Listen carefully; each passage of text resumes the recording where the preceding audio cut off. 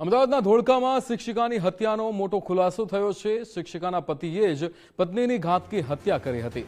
કેલિયા વાસણા ગામેથી અર્ધ સળગેલો મૃતદેહ મળી આવ્યો હતો। વસ્તી ગણતરીમાં ગયેલી શિક્ષિકાની નિર્દયતાથી હત્યા થઈ છે। આરોપી પતિ બળદેવ ઝાલાએ જ હત્યા કરી હોવાનો ખુલાસો થયો છે। આરોપી પતિ બળદેવ ઝાલા HTAT શિક્ષક તરીકે કાર્યરત હતા। હત્યા બાદ આરોપી પતિએ ખોટી માહિતી આપી હતી। પોલીસ ફરિયાદ બાદ તપાસમાં મોટો ખુલાસો થયો છે। હિરેનાબેન અને પતિ વચ્ચે ઝઘડાઓ થતા હતા। પોલીસે બળદેવ ઝાલાની કડક પૂછપરછ હાથ ધરી છે। પૂછપરછમાં આરોપીએ હત્યા કરી હોવાની કબૂલાત કરી છે। વસ્તી ગણતરીના કામ સમયે આ બોલાચાલી થઈ હતી, જેમાં પથ્થરના ઘા મારીને પત્નીની હત્યા નિપજાવી છે। એક્ટિવામાંથી પેટ્રોલ કાઢી મૃતદેહ સળગાવવાનો પ્રયાસ કર્યો હતો। હત્યા અને પુરાવા નાશનો ગુનો નોંધીને ધરપકડ કરાઈ છે।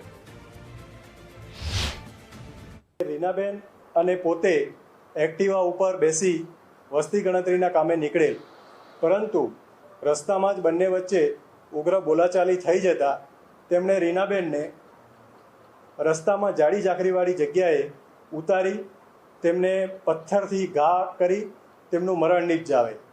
ત્યારબાદ આરોપી બળદેવભાઈ ઝાલાએ, કે જે રીનાબેનના પતિ થાય છે, તેમણે એક્ટિવામાંથી પેટ્રોલ કાઢેલું। પેટ્રોલ કાઢવા માટે તેમણે કાપડનો ટુકડો લીધો અને પેટ્રોલની જે ટાંકી હતી તેમાં કાપડથી પેટ્રોલને બોળી તેમના શરીર ઉપર લગાડી આવું 2-3 વાર કરે। ત્યારબાદ તે બોડીને સળગાવવાનો પ્રયત્ન કરેલો અને ત્યાંથી બનાવની જગ્યાએથી પરત પોતાના ગામ મદરખા આવી ગયેલ અને પછી તેમણે રીનાબેનના ભાઈ તેમજ અન્ય વ્યક્તિઓને જાણ કરેલી।